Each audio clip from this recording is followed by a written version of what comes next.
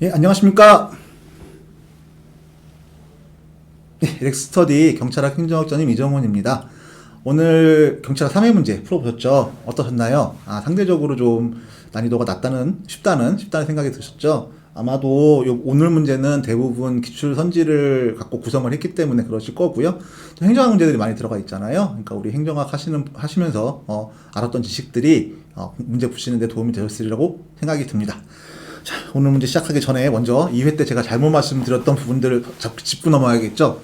생각해봤어요. 근데 제가 왜 2회 때가 조금 잔실수가 많아서 왜 그랬을까 고민을 해봤는데 아마도 제가 오전에 이제 복수 정답을 발견한 거죠. 그래서 이제 카페에 수정글 올리고 또 우리 본원에 수정상 게시하고 하다 보니까 좀 정신이 없었고 또 아마 멘탈이 좀 흔들린 것 같아요. 여러분 아시는 분은 아시겠지만 제가 엄청난 새가슴입니다. 그래서 아마도 그것이 방송에까지 영향을 준 것 같아서 일단 죄송하다는 말씀 드리고, 이거 수험도 마찬가지인 것 같아요. 한 과목에서 문제를 푸시다가 한두 문제에서 흔들리시거나 아니면 전체 시험에서 한 과목이 생각만큼 점수가 안 나왔다는 생각이 드셨을 때, 전체 시험을 멘탈이 흔들리면서 전체 시험을 생각하신 것보다 더 많이 점수가 안 나오는 경우가 생길 수 있잖아요. 흔히 망쳤다고 얘기하죠. 그런 경우가 생길 수 있는 거죠. 여러분께서는 모의고사 등을 통해서 그런 것들을 미리 연습을 하시고 미연에 방지하셨으면 좋겠다는 생각을 해봤습니다. 예, 그럼 간단하게 짚고 넘어갈게요. 먼저 1번 문제죠. 경과제도 박스 문제였는데 보기 마에서 제가 막 3년 얘기했잖아요. 뭐가 3년인가요? 일단 공무원 임용령이나 공무원 임용령 시행 규칙상에는 전과가 3년 이내에 금지되는 규정은 없어요. 근데 제가 머리에서 스쳤던 게 뭐냐면 전문직에 임용된 경찰 공무원 같은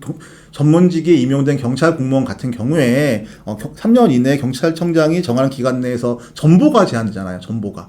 거기서 3년이 간섭이 된 거죠.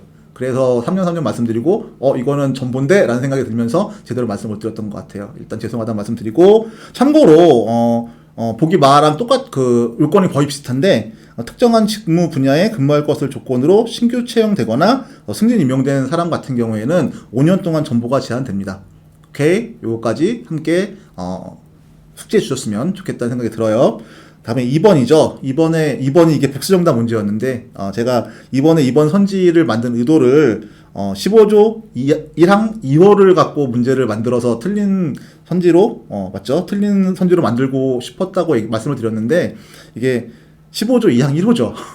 정답에도 밑줄 쳐 있어요. 저희 그 해설지에, 12조 2항 1호로 해서, 틀리는, 선지로 만들고 싶었는데, 그거를 제가 12조 1항 1호를 갖다 쓴 거죠. 오케이? 이해되셨죠?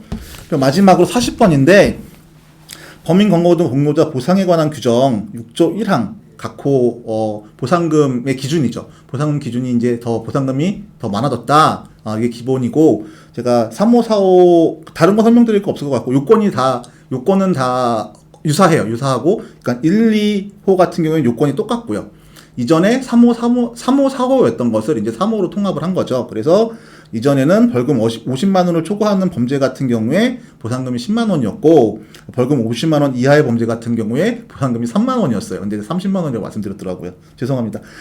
근데 이것이 벌금형으로 묶이면서 30만 원으로 바뀌었어요. 이 조문 한번 개정 사항이니까 한번 정리하셔서 시험장에 들어가셨으면 좋겠습니다. 오케이, 되셨죠? 그럼 오늘 문제를 살펴보기 전에 또 오늘 점수표를 간략하게 한번 살펴봐야겠죠? 간략하게. 먼저 오늘 잘하셨어요. 오늘 잘하셨고 평균은 91.5점입니다. 그리고 100점 맞으신 분은 홈스터디 한 분 포함해서 7분이시고요. 상위 30%는 하나 틀리셔야 돼요. 97.5점이고 97.5점이 32.5%까지 내려갑니다. 오케이. 되셨죠? 그래서 오늘 우리가 같이 살펴볼 문제의 기준은 정답률이 70% 이하 문제예요. 오늘 정답률 70% 이하 문제는 5번 그 다음에 9번, 13번, 18번, 27번 이렇게 총 5문제입니다. 오케이? 되셨죠? 그러면 우리 5번부터 한번 가볼까요? 5번 잘려있네요. 시험지랑 같이 봐주셨으면 좋겠습니다. 예. 5번 볼게요. 5번은 20년 순경 1차 변형 문제예요. 20년 1차 순경에서 박스에 보기 4개로 나왔던 거를 박스를 풀고 사지선다로 만든 문제입니다. 한번 읽어볼까요? 경찰 직업공무원 제도에 대한 설명으로 가장 옳지 않은 것입니다. 옳지 않은 것은 1번 행정통제 및 행정책임 확보가 용이하다. 그렇지 않죠. 왜냐하면 경찰 직업공무원 제도니까 우리 그냥 일반 인사행정에서 배웠던 직업공무원 제도랑 다를 것이다 라는 생각 갖고 계신 분은 안 계시겠죠. 경찰 공무원도 공무원이잖아요. 인사행정 제도 중에 직업공무원 제도를 그냥 그 직업공무원 제도에 대한 특징을 갖고 문제를 푸시면 되는 문제이고요. 직업공무원 제도가 뭔가요? 젊은 인재를 공직에 유도해서 공직을 다시 한번 갈게요. 천천히. 젊고 유능한 인재를 공직에 유도하여서 공직을 명예로운 직업으로 생각하면서 평생토록 직무하도록 하는 인사행정 제도이죠. 그럼 직업공무원 제도의 특징은 가장 큰 네 가지 특징이 있잖아요. 특징이 뭐가 있죠? 일단 계급제, 폐쇄형 충원, 일반 행정가주의, 상대적으로 강한 신분보장. 상대적으로 강한 신분보장이란 말이에요. 근데 행정통제나 행정책임을 확보하려면 잘못한 공무원들을 퇴출시키는 것까지 생각을 해야 되는 거잖아요. 근데 상대적으로 강한 신분보장을 직업공무원 제도는 하고 있단 말이죠. 때문에 그 직업공무원 제도 말씀드렸지만 젊을 때부터 평생 동안 공무원으로 생활을 하는 거예요. 그러다 보면 직업적 결속력, 직원들 간의 어떠한 융화, 그러니까 직원들 간의 친밀도, 아니면 공직을 직업으로서 생각하는 강한 직업관념, 이런 것들이 생길 수 있잖아요. 그러다 보면 행정통제 및 행정책임 확보가 곤란한 경우가 더 많죠. 오케이? 이거는 인사행정이에요. 예. 다음 2번. 실적주의는 직업공무원제로 발전되어가는 기반이 되지만 실적주의가 바로 직업공무원제도를 의미하는 건 아니죠. 이거는 인사행정에서 충분히 공부하셨을 거라고 생각합니다. 오케이. 그 다음에 3번.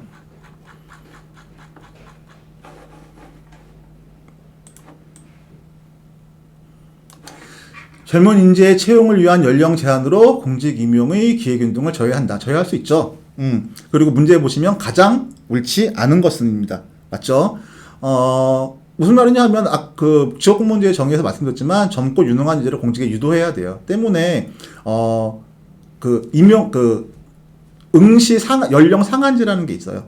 일반적으로. 그쵸? 우리도 40세 이하 시험 못 보죠? 저 시험 못 보죠? 죄송합니다. 여튼 그렇게 젊은 인재를 유도하기 위해서 응시 연령 상한제가 있기 때문에 많은 사람들이 공직에 접근할 수 있는 공직 임용의 기회균등을 저해할 수 있죠. 오케이? 됐죠? 그 다음에 행정의 안정성, 계속성, 독립성, 중립성 확보가 용이하다. 말씀드렸잖아요. 강한 신분보장이 되고 정권이 바뀌더라도 공무원으로서의 역할을 계속 해나가는 거죠. 때문에 행정의 안정성, 계속성, 독립성, 중립성 확보가 용이한 거죠. 그래서 신분보장 해주는 거잖아요. 너네 정권에 대해서 휘둘리지 말고 중립적으로 공무원 역할을 해. 물론 이거는 실적제와 닿아 있는 그러니까 중립성 확보를 말씀드리는 거예요. 정치적 중립성 확보. 실적제와 닿아 있는 부분이기도 하죠. 오케이.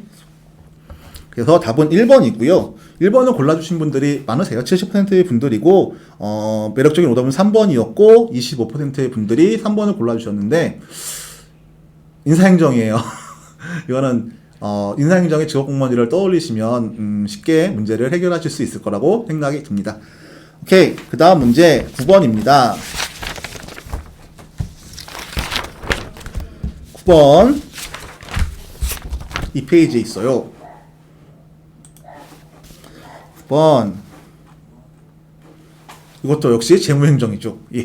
예산제도에 관한 다음 설명 중 옳은 것은 모두 몇 개인가? 옳은 것은 품목별 예산제도는 지출의 대상 성질을 기준으로 세출 예산의 금액을 분리하는 통제지향적 예산제도이죠. 계획과 지출의 불일치를 극복할 수 있다는 장점이 있다. 계획과 지출의 불일치가 품목별 예산제도의 단점이죠. 오케이. 틀려요. 보기다. 성과주의 예산제도는 정부가 구입하는 품목보다 정부가 수행하는 업무에 중점을 두는 관리지향적 예산제도이지요. 기능의 중복을 피하기 곤란하고 인건비 등 경직성 경비 적용이 어렵다. 기능의 중복을 피하기 곤란. 이것도 역시 품목별 예산제도의 단점이죠. 오케이? 이렇게 엮었어요. 보기 다. 성과주의 예산제도는 일반 국민의 정부 사업에 대한 이해가 용이하다는 장점을 갖는다. 일하는 것대로 예산을 짜다 보니까 국무별 예산제도하고 비교해 봤을 때 아니면 PPBS랑 비교해 봤을 때 어느 것을 비교해 보더라도 어디에 예산이 쓰이는지를 확인하기 좋으니 정부 사업별로 예산을 짜는 거잖아요. 성과주의 예산제도가. 그러니 정부 사업에 대한 이해가 용이할 수 있죠. 예산 국민도 마찬가지고 의회도 마찬가지고. 오케이. 계획 예산 제도는 장기적인 계획과 단기적인 예산을 프로그램 작성을 통하여 유기적으로 결합하여 회계 책임이 명확해지고 인사행정에 유용한 정보와 자료를 제공할 수 있다는 장점이 있다. 회계 책임의 명확화와 인사행정에 유용한 정보와 자료를 제공할 수 있다는 것은 품목별 예산 제도의 장점이죠. 회계 책임 명확화, 인사행정에 유용한 정보와 자료를 제공. 틀려요. 연기준 예산제도는 예산 편성 시 전년도 예산을 기준으로 점증적으로 예산을 책정하는 폐단을 탈피하기 위한 예산제도이죠. 이게 취지죠. GBB. 오케이. 일몰법은 특정의 행정기관이나 사업이 일정 기간이 경과하면 의무적 자동적으로 폐지되게 되는 법률을 말하며 입법부에서 제정하죠. 맞아. 법률이죠. 법률. 오케이. 재무행정이었어요. 예. 그래서 옳은 것은이죠. 옳은 것은 3개입니다. 2번이고요. 정답은 70%의 분들이 3개 잘 찾아주셨고 매력적인 오답은 3번인데 4개인데 이거는 원문이에요. 17년 경찰 간부, 18년 하반기 경채, 그다음에 19년 경감 승진 원문을 가지고 박스로 만든 거예요. 아마도 왜 4개를 고르셨을까 고민을 했어요. 생각건데 이게 지금 선지가 2개, 3개, 4개, 5개로 되어 있잖아요. 보통 우리는 하나, 둘, 셋, 4개로 되어 있죠. 근데 이렇게도 분명히 나와요. 그래서 이거 확인 안 하시고 바로 3개니까 3번 이렇게 하신 분들이 꽤 있으실 것 같고요. 혹시 그러신 분들 계시다면 다시 한번 시험장에서 이런 실수하지 말아야겠다는 생각을 한번 하셨으면 좋겠어요. 오케이? 다른 부분들에서 틀릴 게 뭐가 있는지 고민해 봤는데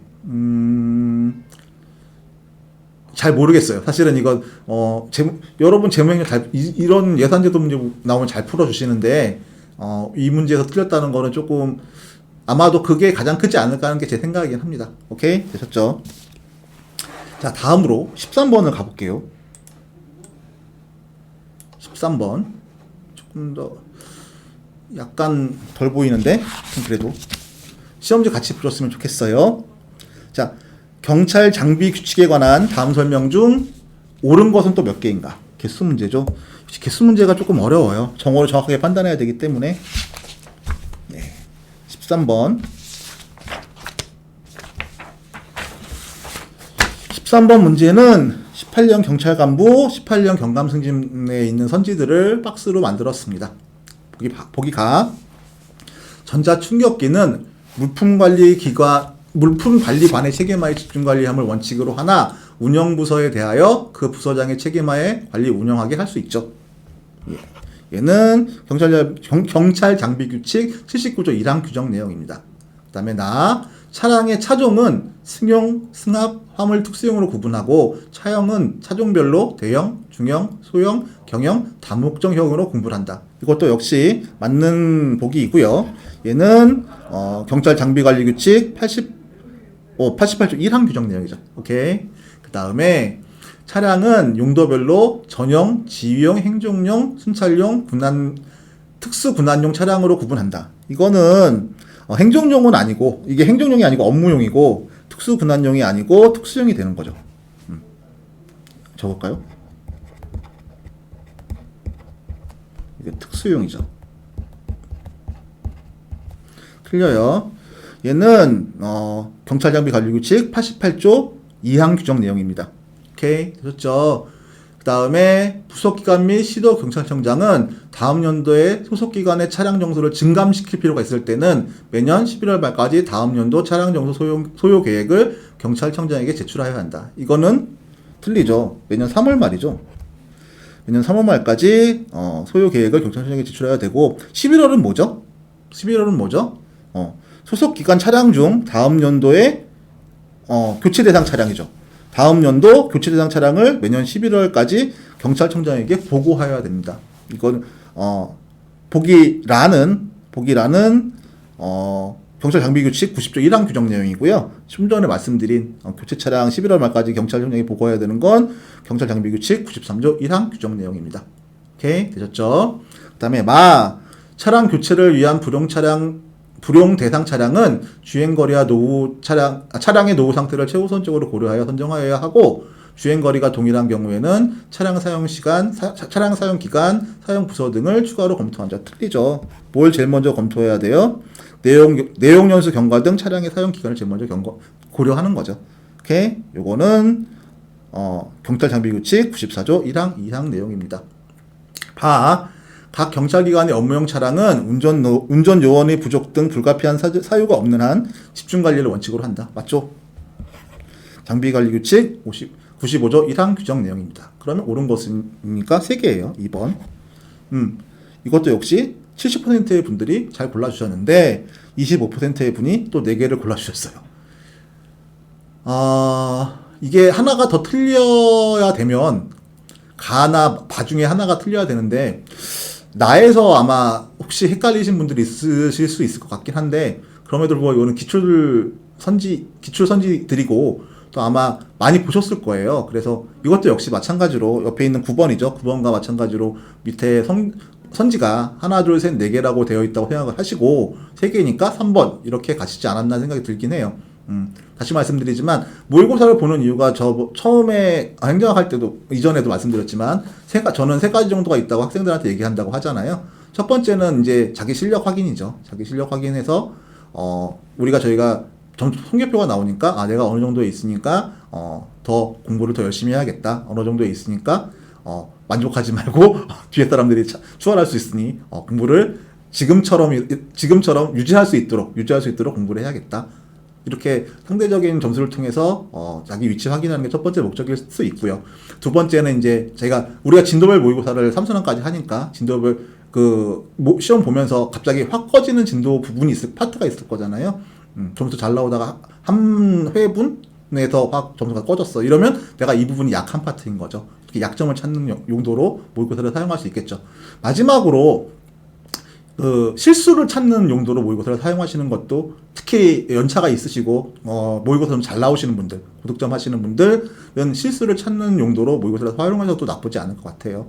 무슨 말이냐면 사람이 일반적으로 실수가 그냥 우리 지금 모의고사 볼 때만 실수를 하는 건 아니잖아요. 우리 시험장에서도 항상 실수를 해요. 근데 시험장에서 나오는 실수가 그냥 내가 그날만 하는 실수가 아니라 평소에도 그렇게 해왔기 때문에 그날 실수가 발현되는 거잖아요.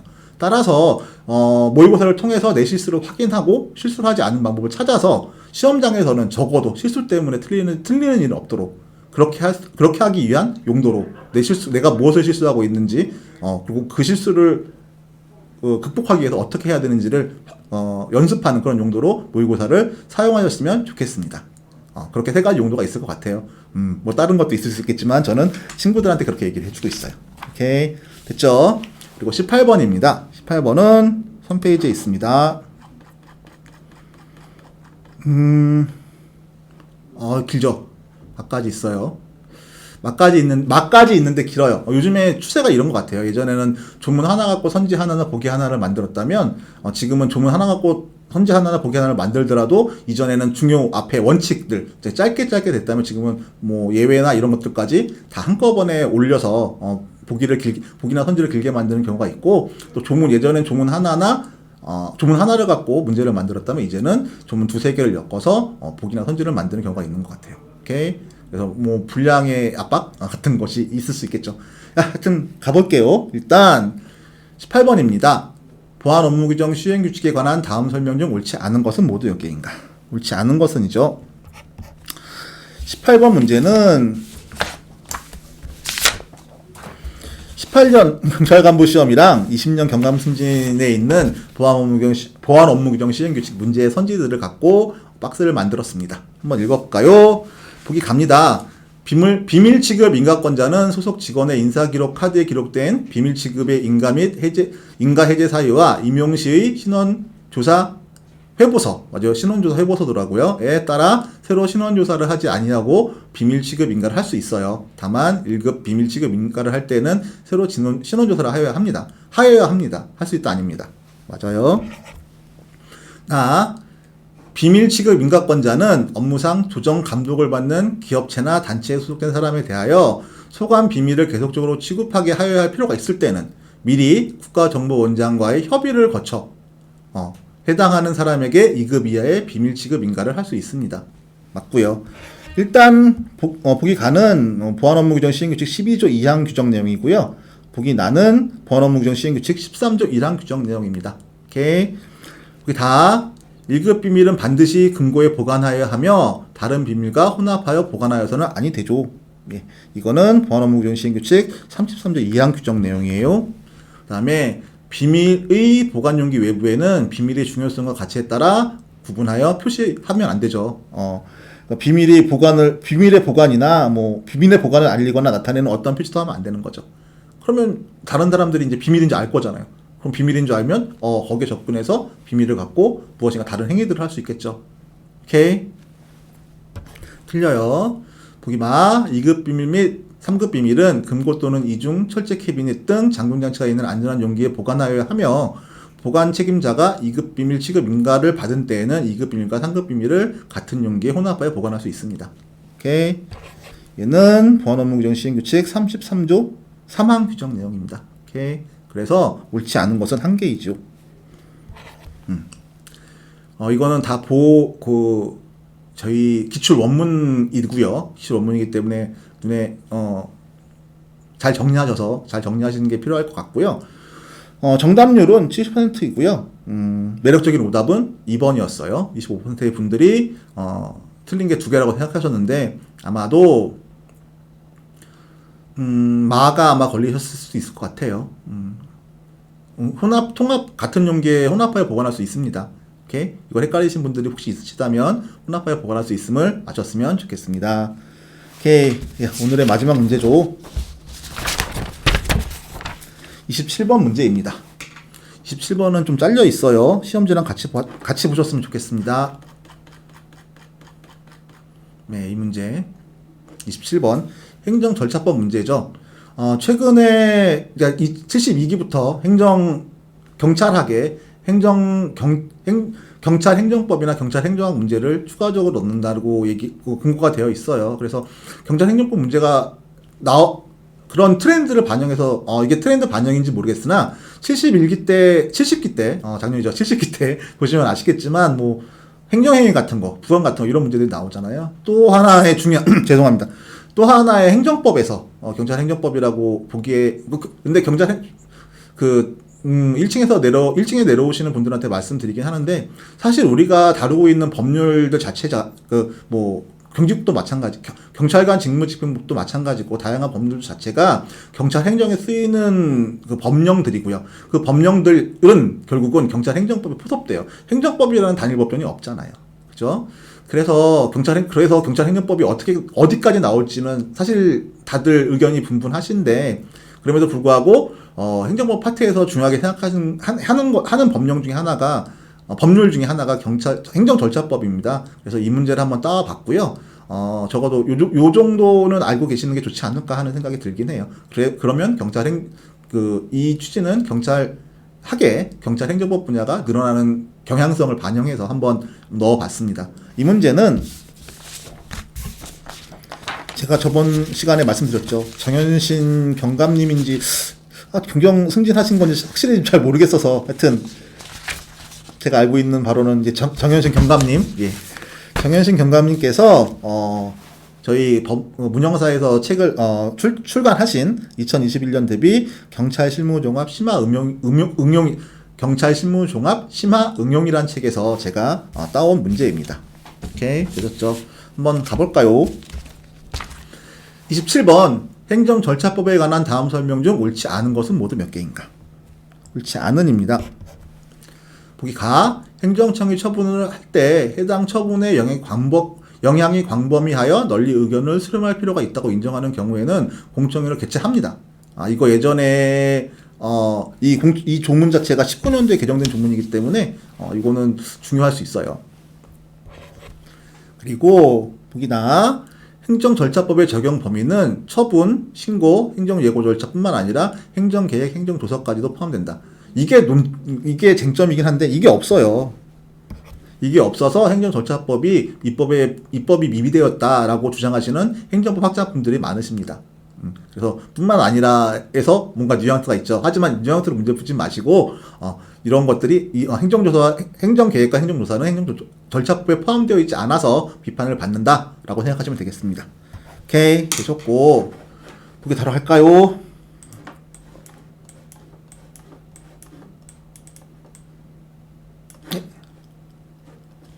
보기 다. 청문은 당사자가 공개를 신청하거나 청문 주재자가 필요하다고 인정하는 경우에 공개할 수 있습니다. 얘는 절차법 30조 규정 내용이고요. 보기 가는 행정절차법 33조 2항 2호 규정 내용입니다. 오케이, 되셨죠?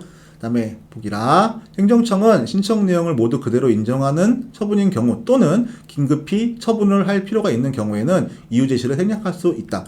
원칙적으로 이유 제시는 해야 되는 거예요. 이유 제시는 해야 되는데 이러이러한 경우에 예외 규정인 거죠.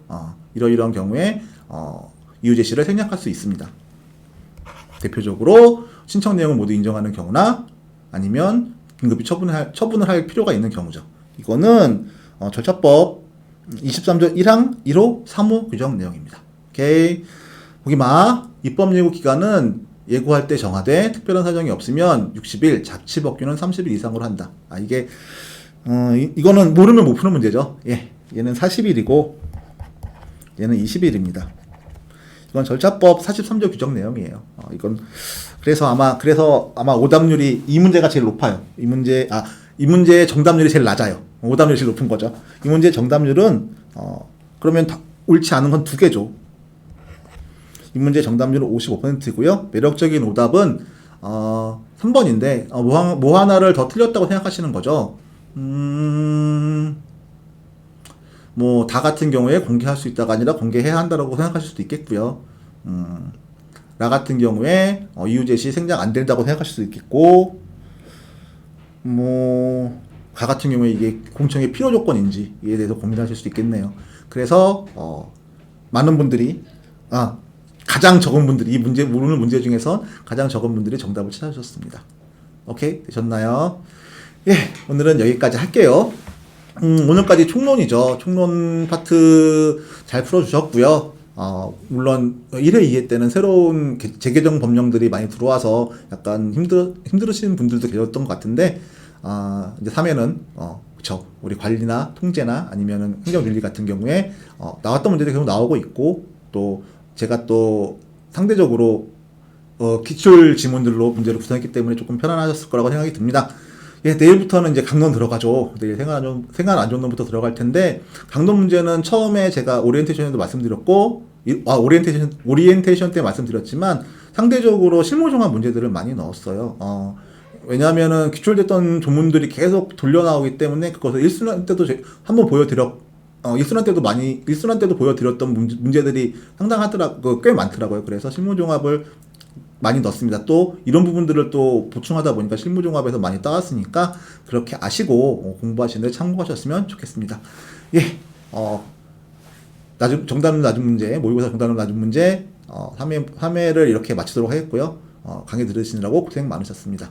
지금까지 저는 렉스스터디 경찰학 행정학전임 이정원이었습니다. 예, 감사합니다.